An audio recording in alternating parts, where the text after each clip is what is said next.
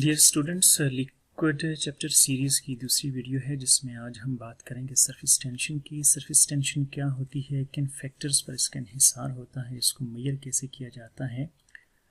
ये कुछ सब टॉपिक्स हैं जिनको आज हमने समझना है और सीखना है। तो चलिए स्टार्ट करते हैं। कुछ ये जो तस्वीरें हैं आप देख सकते हैं अपनी स्क्रीन के ऊपर, जिसमें एक पानी का छोटा सा कप है और उसमें एक पेपर पिन को मुअल्लिक या सस्पेंड किया गया है। और इसी तरह से दूसरा जो आप देख सकते हैं वो पानी की सरफेस के ऊपर एक छोटा सा इंसेक्ट है जो पानी की सरफेस के ऊपर मौजूद है लेकिन उसमें डूब नहीं रहा। और इसी तरह से आप लोगों ने देखा होगा, ख़ास तौर पर जो विंटर सीज़न होता है उसमें आप देख सकते हैं कि पानी के जो छोटे छोटे कतरे होते हैं, ड्रॉपलेट्स होते हैं, वो ग्रास ब्लेड्स के ऊपर जो है वो इस तरह से गोल नज़र आ रहे होते हैं, राउंड से एक सफ़ियर की शक्ल में हम उनको देख सकते हैं। ये सारी क्या चीज़ें हैं, वो क्या फिनोमिना है जो इन सब को रिप्रेजेंट कर रहा है? वो फिनोमिना सरफेस टेंशन कहलाता है। वो एनर्जी, वो फोर्स सरफेस टेंशन कहलाती है जिसने इस पेपर पिन को पानी के ऊपर मुअल्लिक किया हुआ है और इस इंसेक्ट को पानी में डूबने नहीं देता। इसको समझने के लिए हम यहाँ पर दो मॉलिक्यूल्स की बात कर लेते हैं। ये पानी है हमारे पास एक बीकर में और हम दो मॉलिक्यूल कंसिडर करते हैं। एक मॉलिक्यूल जो है वो पानी के बल्क में मौजूद है, यानी पानी के अंदर मौजूद है, दरमियान में, और पानी का दूसरा मॉलिक्यूल जो है वो पानी की सरफेस के ऊपर मौजूद है।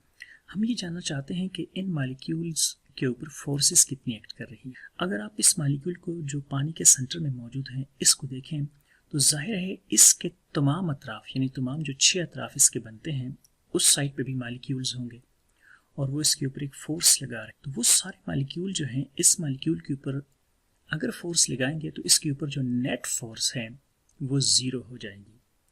लेकिन ये सब कुछ ये जो सरफेस वाला मॉलिक्यूल है उसके साथ नहीं होगा। ऐसे कि इस मॉलिक्यूल के नीचे एक दूसरा वाटर का मॉलिक्यूल मौजूद है, इसके साइडों पे भी हो सकता है वाटर का मॉलिक्यूल, लेकिन इसके ऊपर कोई मॉलिक्यूल नहीं है जो इसको बैलेंस कर सके। तो होता दरअसल ये है कि ये तमाम मॉलिक्यूल जो इसके नीचे मौजूद हैं, जो इसके साइड पे इधर मौजूद हैं, वो सब मिलकर इसको इनवर्ड यानी पानी के बल्क की तरफ खींच रहे होते हैं। उसकी वजह से क्या होता है कि पानी की जो सरफेस होती है वो तनी हुई नज़र आती है। यानी पानी की सरफेस, जैसे आप ऊपर देख सकते हैं, यहाँ पर ये जो पतंगे ने अपने पाँव रखे हुए हैं, अगर आप इसको देखें तो यहाँ से आप अंदाज़ा कर सकते हैं कि सरफेस टेंशन क्या होती है। यानी ये पानी का जो मॉलिक्यूल है ये एक नेट इनवर्ड पुल फील करता है।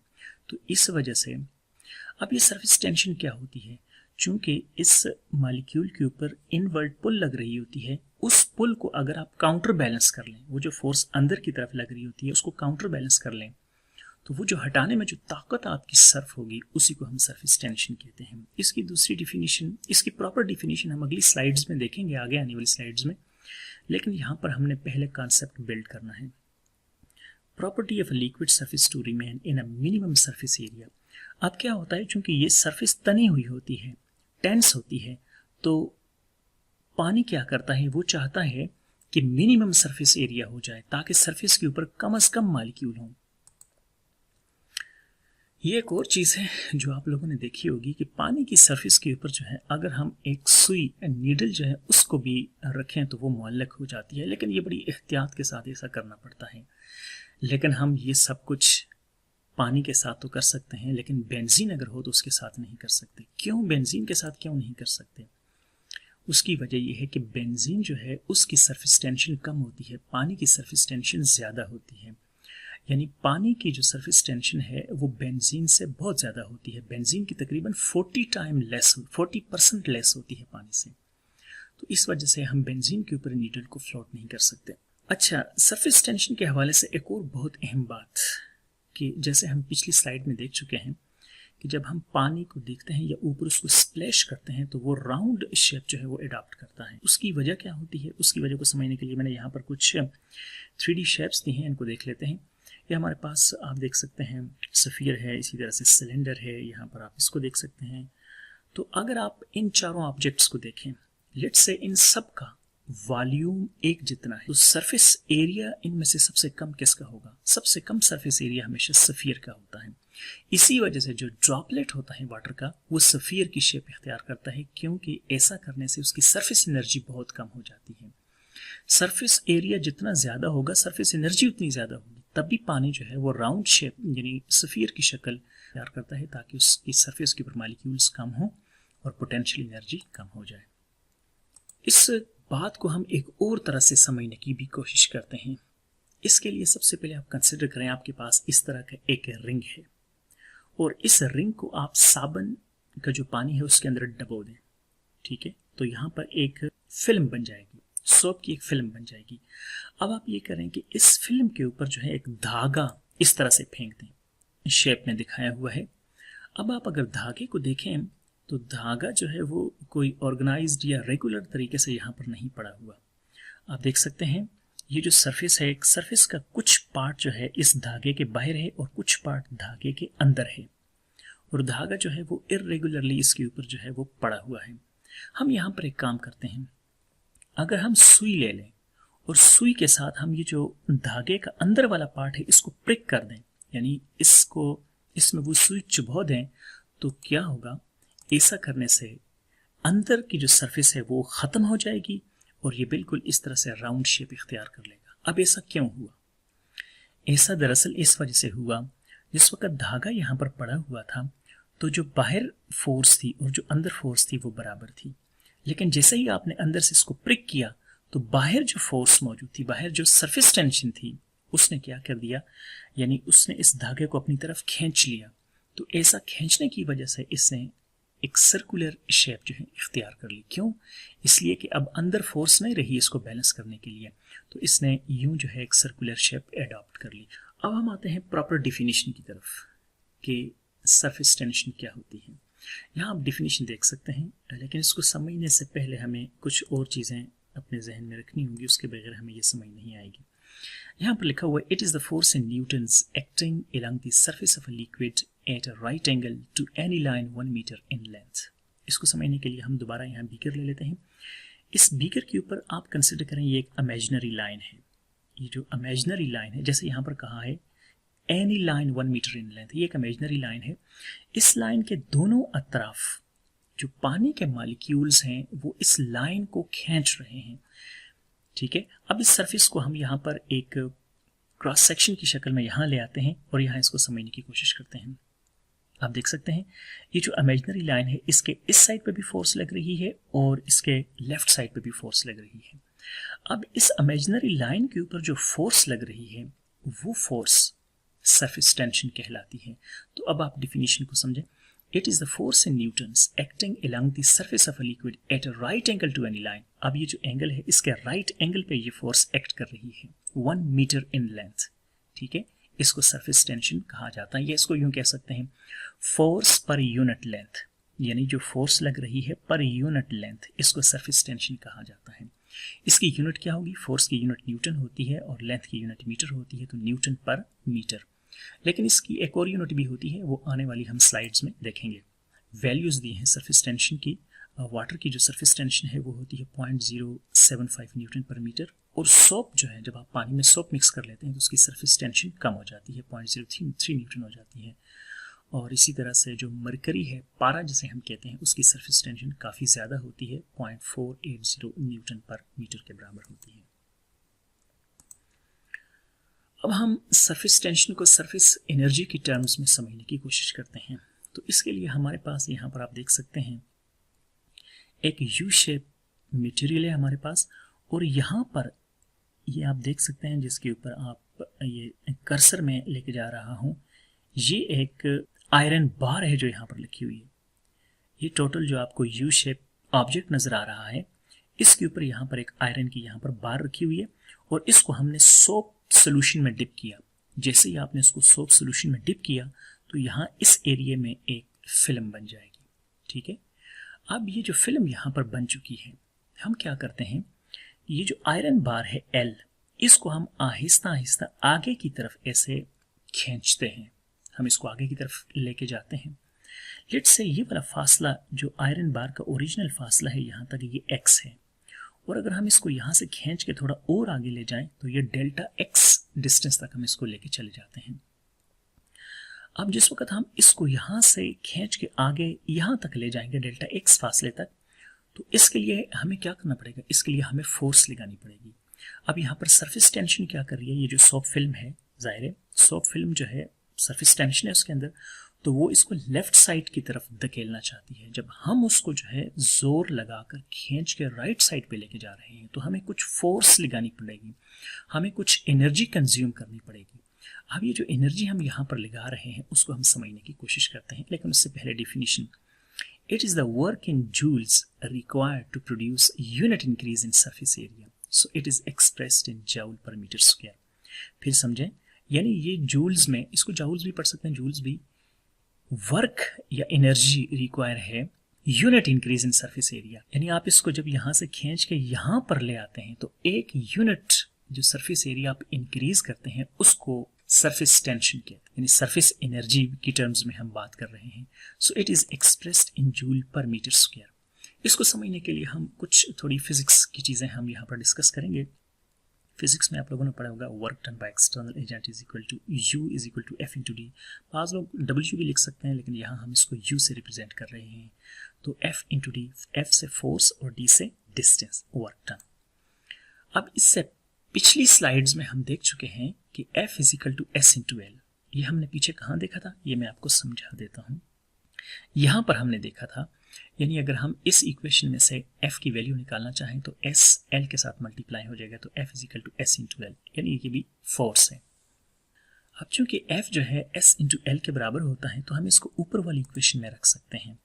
जैसे ही हम f is equal to S into L को ऊपर वाली इक्वेशन में रखेंगे तो f की जगह पे एस एल आ जाएगा, और d, ये 2 जो है वो इस वजह से यूज़ किया है क्योंकि यहाँ पर जो फिल्म होती है ये दरअसल डबल लेयर होती है, ठीक है।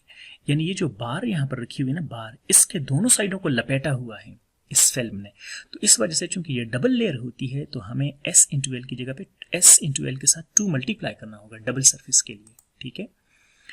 तो अब delta u is equal to S, अब देखें l मल्टीप्लाई विद d, यानी लेंथ मल्टीप्लाई विद डिस्टेंस, ऐसे समझ लें। ये लेंथ आ गई और ये जो डिस्टेंस हमने ट्रेवल किया था, ठीक है ना, ये जो डिस्टेंस हमने ट्रेवल किया था, तो L इंटू डी जो है वो एरिया के बराबर हो जाता है, ठीक है। तो इस तरह से हमारे पास जो इक्वेशन बन गई वो है delta U equal to S into delta A. तो अब अगर हम इसमें से S की वैल्यू निकालना चाहें तो हम लिख सकते हैं delta U divided by delta A is equal to S. तो जाउल पर मीटर स्क्वायर, एरिया की यूनिट जो है वो मीटर स्क्वायर होती है। तो ये आगे जी unit of surface tension joule पर मीटर स्क्वायर। मॉलिक्यूल्स होते हैं सरफेस के ऊपर। अब ये क्या करते हैं, यानी सरफेस एनर्जी को समझने के लिए मैं यहाँ पर एक और इलस्ट्रेशन आपको दिखा रहा हूँ। होता इस तरह से है कि ये जो ऊपर मॉलिक्यूल है, जाहिर है ये नीचे आना चाहता है, नीचे से एक मॉलिक्यूल जो है वो ऊपर जाना चाहता है। अब एक मॉलिक्यूल नीचे से ऊपर जाएगा तो वो दूसरे को नीचे लाएगा, ठीक है। अब मॉलिक्यूल नीचे से जब ऊपर जाएगा तो उसको एनर्जी की ज़रूरत होगी, तो जाहिर है वो एनर्जी कहीं से लेके ऊपर जाएगा। तो ऊपर वाला जो मॉलिक्यूल होता है उसके पास ज़्यादा एनर्जी होती है और जो अंदर जो मॉलिक्यूल होता है उसके पास कम एनर्जी होती है। तो ऊपर वाले जो मॉलिक्यूल होते हैं वो ज़्यादा एनर्जेटिक मॉलिक्यूल होते हैं, और ये जो एनर्जी ये पोजेस करते हैं यही सरफेस एनर्जी कहलाती है। अब यहाँ पर हम कुछ प्रॉब्लम्स देख लेते हैं, ठीक है। यहाँ हम एक प्रॉब्लम देख लेते हैं। जो पिछली स्लाइड में हम देखा था कि हमारे पास इस तरह का यू शेप ऑब्जेक्ट था और यहाँ पर एक स्लाइडिंग बार थी आयरन की। अगर हम इस स्लाइडिंग बार को राइट साइड पे थोड़ा सा लेके जाएं तो ज़ाहिर है हमें एनर्जी लगानी पड़ेगी। हमने एनर्जी लगाई और 1 सेंटीमीटर का डिस्टेंस हमने ट्रेवल किया। अब ये जो इस तरह से डिस्टेंस है, ठीक है, इस तरह से ये स्लाइडिंग बार जो है इसकी जो लेंथ है वो है 10 सेंटीमीटर। तो अब हमसे पूछा जा रहा है दरअसल इस प्रॉब्लम में कि ये बताएं कि कितनी एनर्जी लगानी पड़ी और हमें इसको 1 सेंटीमीटर तक आगे लेके जाने के लिए। तो इसके लिए हम वही फार्मूला जो हम पीछे पढ़ चुके हैं उसी को हम देखेंगे, कैलकुलेट सरफेस एनर्जी और वर्क डन। तो सबसे पहले तो हमें जो है वो एरिया कैलकुलेट करना पड़ेगा, ठीक है। तो एरिया हम कैलकुलेट कर सकते हैं लेंथ मल्टीप्लाई विद विड्थ।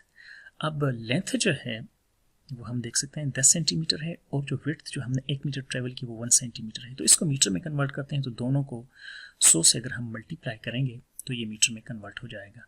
ये 2 हम इस वजह से यूज़ कर रहे हैं, जैसे मैं आपको पहले बता चुका हूँ कि 2 जो है वो डबल लेयर्स होती हैं, इस वजह से इस्तेमाल किया जाता है। अब हम जो इक्वेशन पिछले स्लाइड में हम देख चुके हैं वही इक्वेशन हम यहाँ यूज़ करेंगे, delta U equal to S into delta A. तो हम ए की वैल्यू तो निकाल चुके हैं, तो ए की वैल्यू रख लेंगे, और एस वाटर की जो सरफेस टेंशन है वो भी मैं आपको बता चुका हूँ 0.04 होती है। तो जब ये हम दोनों रख के इसको सॉल्व करेंगे तो हमारे पास वैल्यू आ जाएगी 8 × 10⁻⁻5 जूल। तो इसका मतलब ये है कि 1 सेंटीमीटर तक हम इसको आगे जब लेके गए तो हमें इतनी एनर्जी जो है एक्सपेंड करनी पड़ी। इसको आप सरफेस एनर्जी भी कह सकते हैं, इसको वर्क टन भी कहा जा सकता है। अब बड़ी अहम बात कि सरफेस टेंशन को कौन कौन से फैक्टर्स अफेक्ट कर सकते हैं। तो सबसे पहली चीज़ जो है वो है टेम्परेचर। टेम्परेचर बढ़ाने से जो सरफेस टेंशन है वो कम हो जाती है, ठीक है। और दूसरा है इंटरमॉलिक्यूलर फोर्सेस। जितनी ज़्यादा इंटरमॉलिक्यूलर फोर्सेस होंगी सरफेस टेंशन उतनी ही ज़्यादा होगी। और तीसरी सबसे अहम बात सॉल्युबल इम्प्योरिटीज़। अगर सॉल्युबल इम्प्योरिटीज़ ज़्यादा होंगी, यानी मोर सॉल्युबल होंगी इम्प्योरिटीज़, तो सरफेस टेंशन बढ़ जाएगी। जैसे शुगर अगर आप पानी में मिक्स कर दें तो पानी की सरफेस टेंशन बढ़ जाएगी, लेकिन अगर पानी में कोई चीज़ लेस सॉल्युबल हो तो वो उसकी सरफेस टेंशन को कम कर लेगी। जैसे डिटर्जेंट यानी सर्फेक्टेंट, जो सर्फ वगैरह हम धोने के लिए यूज़ करते हैं चीज़ों को, अगर आप वो पानी में मिक्स कर लेंगे तो वो सरफेस टेंशन को कम कर लेगा। और अब यहाँ पर कुछ डेटा के जरिए हम इसको समझ लेते हैं, ठीक है। टेम्परेचर के बारे में जैसे मैंने कहा कि ये इन्वर्सली रिलेटेड होता है। यहाँ पर आप देख सकते हैं टेम्परेचर 10 डिग्री सेंटीग्रेड है तो वाटर की जो सरफेस टेंशन है वो 74.01 है, और अगर हमने टेम्परेचर बढ़ा दिया तो वो कम हो गई, 20 पे और ज़्यादा कम हो गई। और दूसरा इंटरमॉलिक्यूलर फोर्सेज। अब यहाँ पर दूसरा एथिनॉल है। 20 डिग्री सेंटीग्रेड पे अगर आप वाटर और एथिनॉल को देखें तो वाटर की जो सरफेस टेंशन है वो है 72.53 और एथिनॉल की जो सरफेस टेंशन है वो है 22.39, यानी बहुत कम होती है। वजह क्या है? वजह यह है कि वाटर के अंदर हाइड्रोजन बॉन्डिंग होती है, एक्सटेंसिव हाइड्रोजन बॉन्डिंग होती है। इसके मुकाबले में इथेनॉल में भी हाइड्रोजन बॉन्डिंग होती है, लेकिन बहुत कमज़ोर हाइड्रोजन बॉन्डिंग होती है। तो आप समझ गए होंगे कि कौन से फैक्टर्स जो हैं वो सरफेस टेंशन को अफेक्ट करते हैं। अब बड़ा अहम क्वेश्चन है कि सरफेस टेंशन को कैसे मेजर किया जा सकता है। सरफेस टेंशन को मेजर करने के बहुत सारे तरीके हैं। मैं यहाँ पर 3 तरीके आपको बता रहा हूँ। एक है capillary rise method, torsion method और द ड्रॉप नंबर मेथड। इसमें से हम 2 को डिस्कस करेंगे। तो चलिए चलते हैं। सबसे पहले हम ड्रॉप नंबर मेथड देख लेते हैं। ये हमारे पास है स्टालिग्मोमीटर। स्टालिग्मोमीटर जो है वो दरअसल इस तरह ग्लासवेयर होता है जिसके अंदर हम वाटर को क्या करते हैं, सक करते हैं ऊपर। यहाँ से हम वाटर को ऊपर की तरफ सक करते हैं और यहाँ तक लेके चले जाते हैं जहाँ पर ये निशान मौजूद हैं। जिस वक्त वाटर इन 2 निशानों के बीच में हम भर लेते हैं, उसके बाद हम क्या करते हैं, ऊपर से इसको अलाउ करते हैं कि वो ड्रॉप बाई ड्रॉप नीचे की तरफ गिरना शुरू करें। ये ड्रॉप जो यहाँ पर मौजूद होता है, यानी गिरने से पहले इसके ऊपर 2 फोर्सेस लग रही होती हैं। एक सरफेस टेंशन जो इसको ऊपर की तरफ रोके रखती है और दूसरा जो इसका वेट इसको नीचे गिरने देता है। तो यहाँ पर ये ड्रॉप्स जितने बनते हैं इनको काउंट किया जाता है। सो चलिए इसको समझने की कोशिश करें। Here the weight of the drop pulls it downward while the force of surface tension acting along the circumference pulls it upward.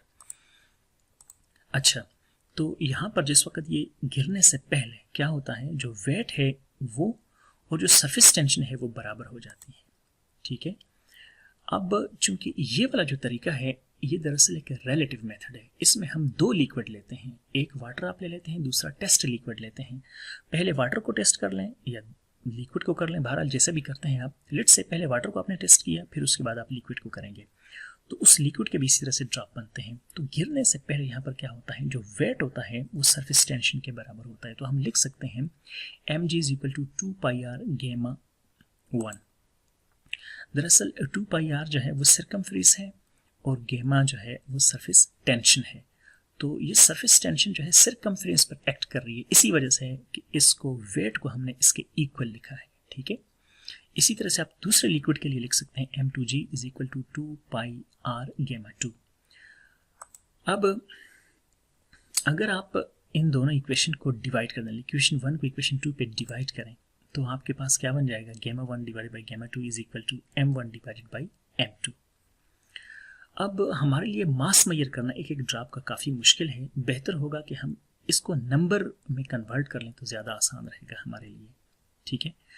तो volume of 1 drop of liquid = V / n1, यानी volume of all drops divided by total number of drops, ठीक है। तो इस तरह से हमें उसके वॉल्यूम का, एक ड्रॉप जो है उसके वॉल्यूम का हमें पता चल जाएगा, ठीक है। हम जानते हैं मास जो है वो बराबर होता है वॉल्यूम इंटू डेंसिटी के।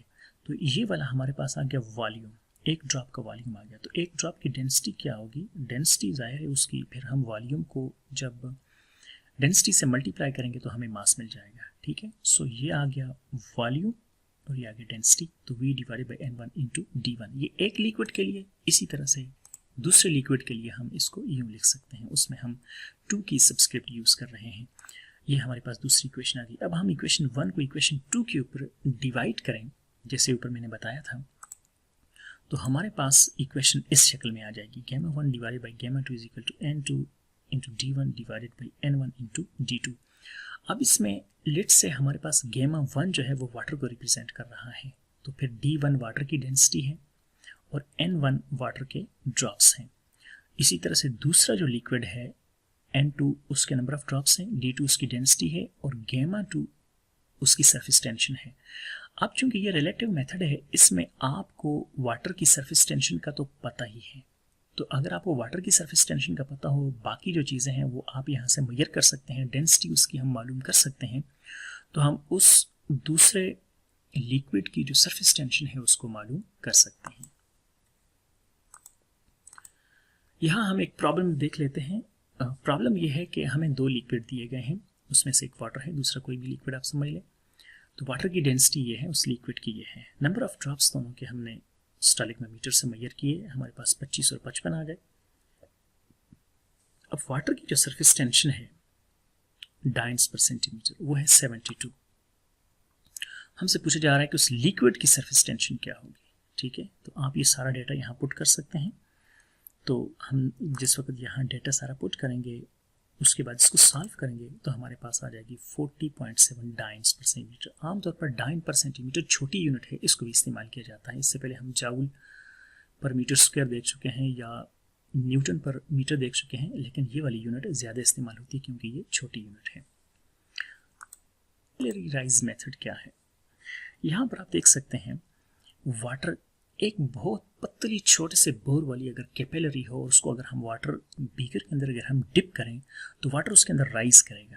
ये वाटर उसके अंदर क्यों राइज करता है, ये इस वजह से राइज करता है कि वाटर के जो मॉलिक्यूल हैं वो उस वाल्स के साथ, ट्यूब की वाल्स के साथ एक फोर्स के जरिए अट्रैक्ट होते हैं। वो फोर्स एडहेसिव फोर्स कहलाती है। यानी पानी के मॉलिक्यूल्स के अपने बीच में जो फोर्स होती है उसको कोहेसिव फोर्स कहते हैं, लेकिन दूसरी किसी चीज़ के साथ, जैसे यहाँ पर सॉलिड ग्लासी सरफेस है, उसके साथ जो फोर्स है उसको हम एडहेसिव फोर्स कहते हैं। इस एडहेसिव फोर्स की वजह से क्या होता है कि वाटर जो है वो राइज करता है कैपिलरी के अंदर। अब इस वाटर ने ऊपर को राइज किया, ऊपर को किस प्रॉपर्टी की बुनियाद पे राइज किया, सरफेस टेंशन की बुनियाद पे, लेकिन एक खास जगह से ऊपर नहीं जा सका। वजह यह है कि ग्रेविटी भी तो एक्ट कर रही है ना, जो उसको नीचे की तरफ ला रही है, ठीक है। अब चूंकि बहुत मामूली से बोर वाली बहुत छोटी ये होती है, तो यहाँ पर जो एंगल होता है वो 90 डिग्री का हम मान लेते हैं, ठीक है। तो आप यहाँ पर इक्वेशन को देख लें, surface tension is equal to weight of the liquid region in tube. तो सरफेस टेंशन तो हम जानते हैं F इंटू डी के बराबर होगी, वेट mg के बराबर हो गया।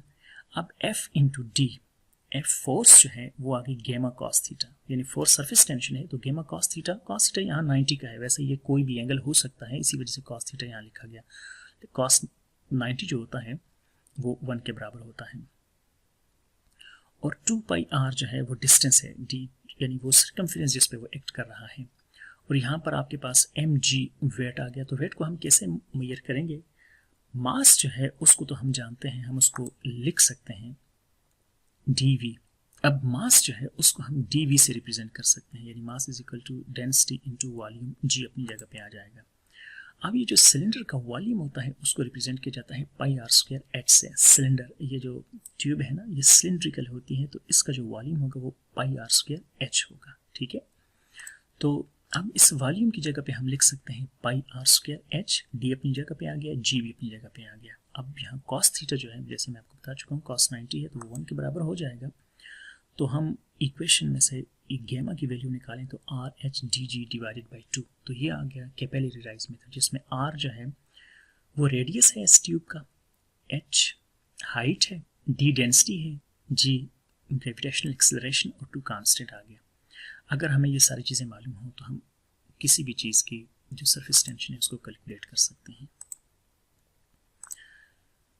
यहाँ पर हम एक और प्रॉब्लम जो है उसको सॉल्व करते हैं। प्रॉब्लम ये है, इससे पहले मैं आपको ये यू शेप ऑब्जेक्ट के बारे में बता चुका हूँ, काफ़ी डिस्कशन में आ चुका है। इसके साथ हमने उसी तरह से आयरन बार रखी हुई है और इसके साथ एक छोटा सा वेट लटका हुआ है और यहाँ पीछे सॉफ्ट फिल्म है। सॉफ्ट फिल्म जो है सरफेस टेंशन की वजह से, यानी उसके पास इतनी पावर है कि उसने इस छोटे से वेट को जो है सस्पेंड किया हुआ है। अब ये वेट कितना है, ये वेट हम कैलकुलेट करेंगे।